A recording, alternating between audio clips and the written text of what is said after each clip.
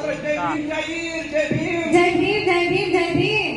अरे शाहीर शाहीर कुठे तुम्ही इंटरचा नाही मुकाबला नाही आता कुठे तुम्ही नेमके अहो आमचं थोडं तुम्ही कसे आहात ते सांगा. मी आणि माझ्या बायका एकदम मस्त बायका. हो अच्छा किती बायका आहे तुम्हाला? हा दोन दोन. हो. अहो दोन बायका करणं कायद्याने गुन्हा आहे माहिती नाही का? काय म्हणता हो मग काय तर. दोन बायका करणं काय त्याला गुन्हा आहे आलो अरे थांबा कुठे चालले? तिसरी करून येतो ना अहो एकापेक्षा जास्त बायका करणं हा कायद्याने गुन्हा आहे. आता आहे का ते माहितीच नव्हतं मला बरं ते सोडा मला सांगा दोन बायका केल्या कशासाठी?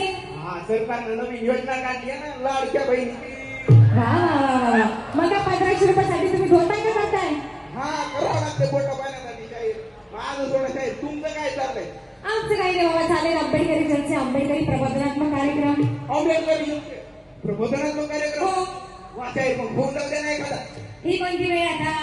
हा शाहीर प्रबोधनाला काय वेळ लागते काय माणसं जमल्यात एवढी मोठी फोन लागते काय होईल तर मंडळी ऐकायचं का चर्चा? कोण क्रमांक 291 समितीने सादर करीत आहोत आंबेडकरी चर्चा.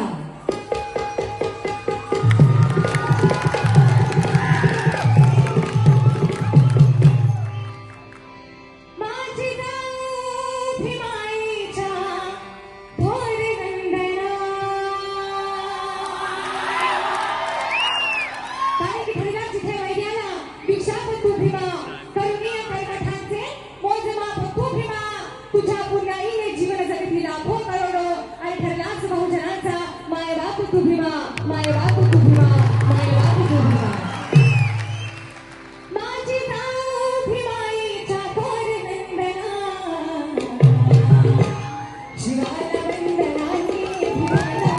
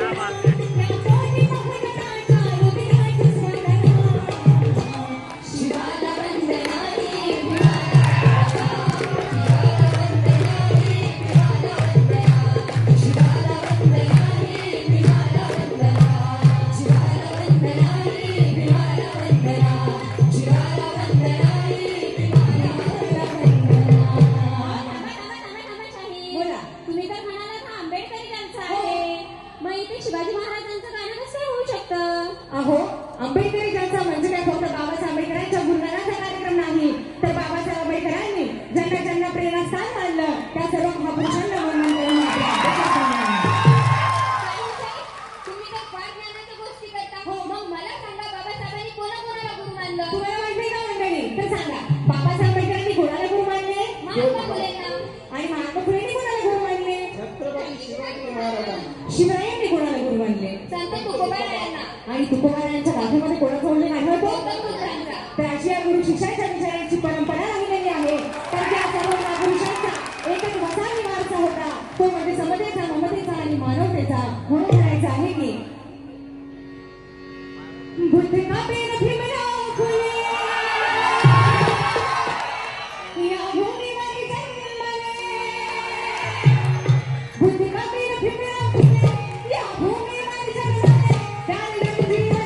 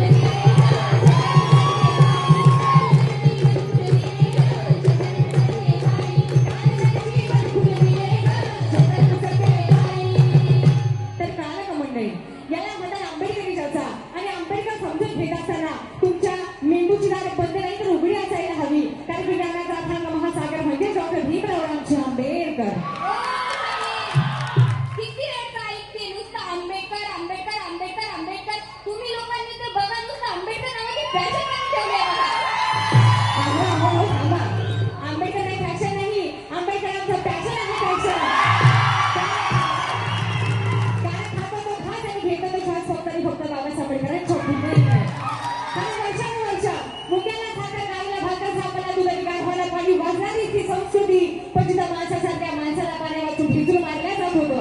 अशातच 14 एप्रिल 1891 रोजी बहुच्या पवित्र मातीमध्ये डॉक्टर भीमराव रामजी आंबेडकर नावाच्या प्रज्ञात सूर्याचा जन्म झाला. या दिवस सूर्याचा उजाळा आणि बोलबाला पाहून रोज उगवणाऱ्या सूर्यालाही प्रश्न पडला, अरे मी तर युगायुगाचा सूर्य आणि आता आलेला हा भीम सूर्य, याचा उजाळा आणि याचा बोलबाला कसा? तेव्हा भीम सूर्याने त्या सूर्याला उत्तर दिले, अरे तू रोज उगवत होता, रोज मावळतही होता, पण तुला आता समाजावर होणारा अन्याय अत्याचार कधी दिसला नाही का?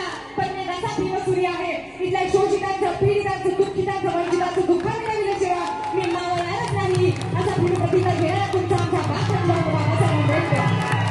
पण आजही आंबेडकर नाव ऐकून भल्या भल्यांच्या जातीवाद्यांच्या पोटात दुखते म्हणून आम्हाला काय त्यावेळी त्या काही काय म्हटले होते, अहो कुठे काय दुखतंय, कुठे काय खुपतंय, मला हे सारं कळतंय ना. कुठे काय दुखतंय, कुठे काय खुपतंय, मला हे सारं कळतंय ना. तुझ्या मनाचं मांजर जळतंय ना, तुझ्या मनाचं मांजर जळतंय ना. अहो शाहीर, तुम्ही बाबासाहेबांचं एवढं कार्य सांगितलं, पण बाबासाहेबांनी नेमकं महिलांसाठी काय केलं ते सांगा. अहो या मातीमध्ये सर्वात जास्त बाबासाहेब आंबेडकरांची उपकार जर कोणावर असतील तर ते महिलांवरती आहे. कारण की पूर्वीच्या काळी स्त्री ही लहानपणी वडिलांच्या धाकात, तरुणपणी नवऱ्याच्या धाकात आणि म्हातारपणी मुलांच्या धाकात अशी अवस्था त्या प्रस्थापित समाज व्यवस्थेने स्त्रीची केली होती. पण बाबासाहेब आंबेडकरांनी 1949 ला हिंदू कोड बिल मांडलं. त्यामध्ये बाबासाहेब आंबेडकरांनी लिहिलं की प्रत्येक महिलेला तिच्या वडिलांच्या प्रॉपर्टीमध्ये अर्धा हिस्सा मिळाला गेला पाहिजे, तिच्या नवऱ्याच्या मेहनतीमध्ये अर्धा हिस्सा मिळाला गेला पाहिजे. महिलांच्या सक्षमीकरणासाठी बाबासाहेब आंबेडकरांनी राज्यघटना कलम 39 नुसार लिहिलंय, कुठलीही स्त्री आणि पुरुष जर का एकाच पदावर कार्यरत असतील तर त्यांना समान पगार मिळाला गेला पाहिजे. बाळंतपणामध्ये 6 महिन्याची रजा बाबासाहेब आंबेडकरांनी दिली आहे आणि 12 तासाचे 8 तास बाबासाहेब आंबेडकरांनी केले आहे. म्हणून स्त्री कुठल्याही जातीची असो, कुठल्याही धर्माची असो, तिने बाबासाहेब आंबेडकरांनी एक आदर्श उदाहरण म्हणून वाचलं पाहिजे, खुदलं पाहिजे. आणि बाबासाहेब आंबेडकरांनी दिलेले संविधान रूपी हक्क आणि अधिकार खेडोपाडी गावोगावी जनमानसात मनामनात रुजविले पाहिजे. म्हणून खेड्यातली मागणी काय म्हणते, सोन्याचं पादान आणि कुंभाने घाशीन, सोन्याचं पादान आणि कुंभाने घाशीन, माझ्या भीमाचा प्रसाद, बाबासाहेबाचा प्रसाद, माझ्या बापाचा प्रसाद, उभे कठीण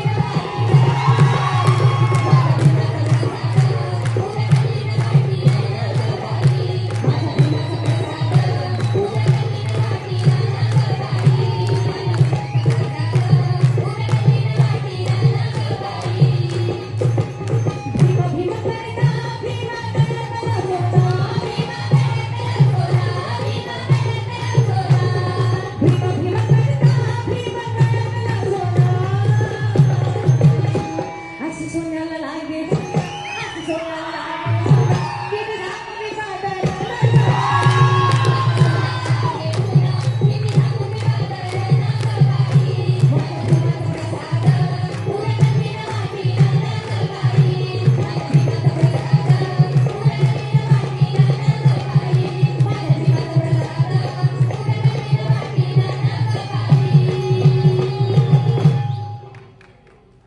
वा शाहीर वा. प्रत्येक यशस्वी पुरुषाच्या पाठीमागे एका स्त्रीचा आधार असतो. शिवरायांच्या आयुष्यामध्ये जर का राजमाता राष्ट्रमाता मासाहेब जिजाऊ आल्या नसत्या तर शिवराय सुद्धा छत्रपती होऊ शकले नसते. ज्योतिबा फुलेंच्या आयुष्यामध्ये जर का माता सावित्री आल्या नसत्या तर ज्योतिबा फुले सुद्धा या देशाचे राष्ट्रपिता होऊ शकले नसते. आणि बाबासाहेब आंबेडकरांच्या आयुष्यामध्ये जर का माता रमाई आल्या नसत्या तर बाबासाहेब आंबेडकर सुद्धा या देशाचे घटनाकार होऊ शकले नसते. आणि तुम्ही समजा दोन काय केलं ते पण फक्त 1500 रुपयासाठी. ओ शाहीर, बोला. 1500 रुपये काय कमी वाटले का तुम्हाला?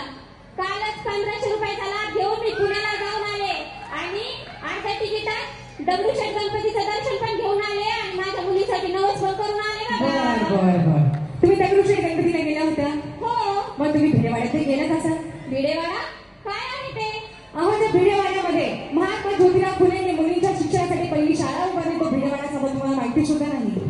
त्यावेळी त्या काळी माता सावित्रीबाई फुलेनं इथल्या कौशल्याच्या मुली शिकण्यासाठी दगडगोट्याचा शेणाचा मारा सहन केला, पण आपले ध्येय सोडले नाही. त्यांच्याचमुळे